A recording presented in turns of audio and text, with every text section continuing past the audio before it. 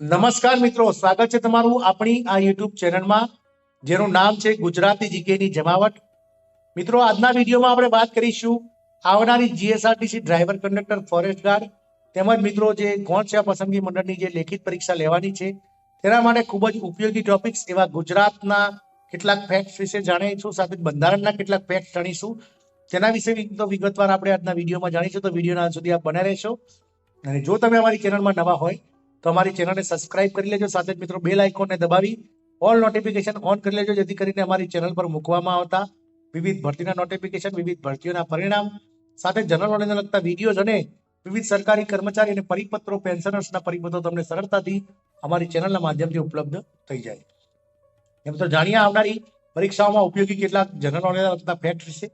જાણીએ મિત્રો બંધારણની સમિતિઓ વિશે. તો મિત્રો બંધારણની સમિતિઓમાં પહેલી સમિતિ હતી મુસદ્દા એટલે કે પ્રારૂપ સમિતિ. તો મુસદ્દા સમિતિ પ્રારૂપ સમિતિના અધ્યક્ષ હતા ડોક્ટર BR આંબેડકર. બીજી સમિતિ હતી મિત્રો સંચાલન અને સમજૂતી સમિતિ. તો સંચાલન અથવા સમજૂતી સમિતિના અધ્યક્ષ હતા ડોક્ટર રાજેન્દ્ર પ્રસાદ. ત્રીજી સમિતિ હતી મિત્રો પ્રક્રિયા સંબંધિત સમિતિ. તો પ્રક્રિયા સંબંધિત સમિતિના અધ્યક્ષ હતા ડોક્ટર રાજેન્દ્ર પ્રસાદ. ચોથી સમિતિ હતી મિત્રો કેન્દ્ર સંઘ સમિતિ એટલે કે કેન્દ્ર સમિતિના અધ્યક્ષ જવાહરલાલ નહેરુ હતા. પાંચમી સમિતિ હતી મિત્રો રાજ્ય સાથે વાટાઘાટ સમિતિ. તો રાજ્ય સાથે વાટાઘાટ સમિતિના અધ્યક્ષ પણ ડોક્ટર જવાહરલાલ નહેરુ હતા. છઠ્ઠી સમિતિ હતી મિત્રો ક્ષેત્રીય બંધારણ સમિતિ, જેના અધ્યક્ષ હતા સરદાર વલ્લભભાઈ પટેલ. સાતમી સમિતિ રાષ્ટ્ર ઝંડા સમિતિ. તો રાષ્ટ્રીય ઝંડા સમિતિના અધ્યક્ષ હતા JB કૃપલાણી. આઠમી સમિતિ હતા બંધારણ સભાના કાર્યોની સમિતિ. તો બંધારણ સભાના કાર્યોની સમિતિના અધ્યક્ષ હતા GV માળવણકર. નવમી સમિતિ હતી ગૃહ સમિતિ. તો ગૃહ સમિતિના અધ્યક્ષ હતા પટ્ટાભી સીતારામૈયા. 10મી સમિતિ હતી મિત્રો કાર્ય મંત્રણા સમિતિ, જેના અધ્યક્ષ હતા કનૈયાલાલ મુનશી. અને 11મી સમિતિ હતી રાષ્ટ્ર ઝંડા અસ્થાયી સમિતિ, જેના અધ્યક્ષ હતા મિત્રો રાજેન્દ્ર પ્રસાદ. વાત કરીએ મિત્રો ભારત સરકાર દ્વારા સ્વીકારાયેલા પ્રતીકો અને ચિહ્નો કઈ કઈ તારીખે અને ક્યારે અલગ અલગ રાષ્ટ્રીય પ્રતીકો અને ચિહ્નો જે છે સ્વીકારવામાં આવે. તો વાત કરીએ મિત્રો રાષ્ટ્રધ્વજની. તો ભારતના રાષ્ટ્રધ્વજમાં આપ સૌ જાણો છો તે પ્રમાણે મિત્રો 3 રંગનો બનેલો એક તિરંગો છે, જેમાં સૌથી ઉપર કેસરી, મધ્યમાં સફેદ અને સૌથી નીચે લીલો પટ્ટો હોય છે. સફેદ પટ્ટાની અંદર મિત્રો એક વાદળી કલરનું 14 આરાવાળું અશોક ચક્ર છે, જે અશોકના સ્તંભથી લેવામાં આવ્યું છે. અને ભારત સરકારના આ રાષ્ટ્રધ્વજને મિત્રો 22મી જુલાઈ 1947ના રોજ જે છે તે ભારત સરકાર દ્વારા સ્વીકારવામાં આવ્યું હતું. વાત કરીએ રાષ્ટ્રીય ગાનની. તો મિત્રો રાષ્ટ્રીય ગાન છે તો રાષ્ટ્રીય ગાન જે છે તે 24 જાન્યુઆરી 1950ના રોજ સ્વીકારવામાં આવ્યું. અને જે જનગણ મન એ ભારતનું રાષ્ટ્રીય ગાન છે, એટલે કે રાષ્ટ્રીય જે ભારતનું ગાન જનગણ મન છે, જે મિત્રો રવિન્દ્રનાથ ટાગોર દ્વારા રચિત છે.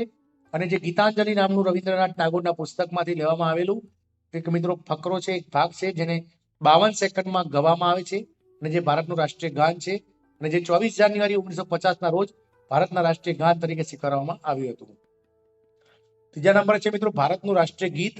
તો ભારતનું રાષ્ટ્રીય ગીત જે છે તે વંદે માતરમ છે, જે બંકિમચંદ્ર ચટ્ટોપાધ્યાય દ્વારા લિખિત છે અને જેને ભારત સરકાર દ્વારા 24 જાન્યુઆરી 1950ના રોજ સ્વીકારવામાં આવ્યું હતું. અને મિત્રો બંકિમચંદ્ર ચટ્ટોપાધ્યાય દ્વારા જે છે તે રાષ્ટ્રગીત વંદે માતરમ રચવામાં આવ્યું હતું. ચોથું છે મિત્રો રાષ્ટ્રીય ચિહ્ન. તો રાષ્ટ્રીય ચિહ્ન તરીકે મિત્રો અશોકના સારનાથનો જે સ્તંભ છે તેને મિત્રો રાષ્ટ્રીય ચિહ્ન માનવામાં આવ્યું છે, જે 26 જાન્યુઆરી 1950ના રોજ મિત્રો જે છે તે સ્વીકારવામાં આવ્યું હતું. પાંચમો નંબર છે મિત્રો મુદ્રાલેખ. તો મિત્રો 26 જાન્યુઆરી 1950ના રોજ મુદ્રાલેખ સત્યમેવ જયતેને સ્વીકારવામાં આવ્યું હતું, જે મુંડક ઉપનિષદમાંથી લેવામાં આવ્યું છે મિત્રો, અને જેનો અર્થ થાય છે સત્યનો હંમેશા વિજય થાય છે મિત્રો. તો મુદ્રાલેખ કયો છે ભારતનો? સત્યમેવ, જે મુંડક ઉપનિષદમાંથી લેવામાં આવ્યું છે અને જે ભારત સરકાર દ્વારા 26 જાન્યુઆરી 1950ના રોજ સ્વીકારવામાં આવ્યું હતું. છઠ્ઠા નંબરે છે મિત્રો રાષ્ટ્રીય પંચાંગ. તો મિત્રો રાષ્ટ્રીય પંચાંગ જે છે તે ભારતનું શક સંવત છે, જે 22 માર્ચ 1957ના રોજ સ્વીકારવામાં આવ્યું હતું. સાતમા નંબરે છે મિત્રો રાષ્ટ્રીય મંડળની સદસ્યતા. તો ભારત દ્વારા રાષ્ટ્રીય મંડળની સદસ્યતા મે 1949માં સ્વીકારવામાં આવ્યું હતું મિત્રો. વાત કરીએ ગુજરાત વિશે કેટલી વિશિષ્ટ માહિતીની. તો ગુજરાતનું રાજ્ય ગીત જય જય ગરવી ગુજરાત છે. રાજ્ય સૂત્ર છે મિત્રો સત્યમેવ જયતે. રાજ્ય ફૂલ છે ગુજરાતનો ગલગોટો. રાજ્ય પ્રાણી છે મિત્રો એશિયાઈ સિંહ. રાજ્ય પક્ષી છે મિત્રો ફ્લેમિંગો એટલે કે સુરખાબ. અને રાજ્ય ફળ છે કેરી. આમ આ વિશેષ જે છે તે ગુજરાતના જે છે તે મિત્રો અલગ અલગ જે પ્રતીકો છે તેના વિશે આપણે વાત કરીએ મિત્રો આગળ ભારતીય બંધારણના મહત્વના અનુચ્છેદની. તો અનુચ્છેદ 14 જે છે તે કાયદા સમક્ષ સમાનતાનો હક આપે છે. અનુચ્છેદ 16 જે છે તે જાહેર નોકરીમાં સમાનતાની તક આપે છે. અનુચ્છેદ 17 દ્વારા ભારત દેશમાંથી અસ્પૃશ્યતાનો અંત કરવામાં આવ્યો હતો. અનુચ્છેદ 18 દ્વારા કિતાબોની નાબૂદી કરવામાં આવી હતી. અનુચ્છેદ 21 દ્વારા જીવન સતતતાનું રક્ષણ. અનુચ્છેદ 23માં મનુષ્ય વેપાર પર પ્રતિબંધ. અનુચ્છેદ 24માં બાળ મજૂરી પર પ્રતિબંધ. અનુચ્છેદ 29માં લઘુમતીના હિતનું રક્ષણ. અનુચ્છેદ 41માં કામ શિક્ષણ અને અમુક પ્રસંગે જાહેર સહાય. અનુચ્છેદ 42 એટલે પ્રસૂતિ સહાય માટે જોગવાઈ. અનુચ્છેદ 40 એટલે ગ્રામ પંચાયતની રચના. અનુચ્છેદ 48 એટલે જંગલ અને વન્ય પ્રાણીઓનું રક્ષણ. અનુચ્છેદ 49 એટલે રાષ્ટ્રીય મહત્વના સ્મારકોનું રક્ષણ. અનુચ્છેદ 50માં મિત્રો કારોબારીની ન્યાયતંત્રને અલગ કરવાની બાબતની જોગવાઈ કરવામાં આવી છે. આગળ વાત કરીએ મિત્રો ગુજરાતી સાહિત્યના પ્રથમ નવલકથાઓની. તો મિત્રો પ્રથમ નવલકથાની વાત કરીએ તો ગુજરાતમાં પ્રથમ નવલકથા એટલે કરણ ઘેરો હતી, જે નંદશંકર મહેતા દ્વારા રચિત હતી. પ્રથમ મહાનવલકથાની વાત કરીએ તો સરસ્વતીચંદ્ર છે, જે ગોવર્ધનરામ ત્રિપાઠી દ્વારા રચિત છે. પ્રથમ હાસ્ય નવલકથા તો મિત્રો રમણભાઈ નીલકંઠ દ્વારા રચિત ભદ્રમ ભદ્રમ એ પ્રથમ હાસ્ય નવલકથા છે. પ્રથમ જાનપદી નવલકથા તો સોરઠ તારા વહેતા પાણી ઝવેરચંદ મેઘાણી દ્વારા રચિત પ્રથમ જાનપદી નવલકથા છે.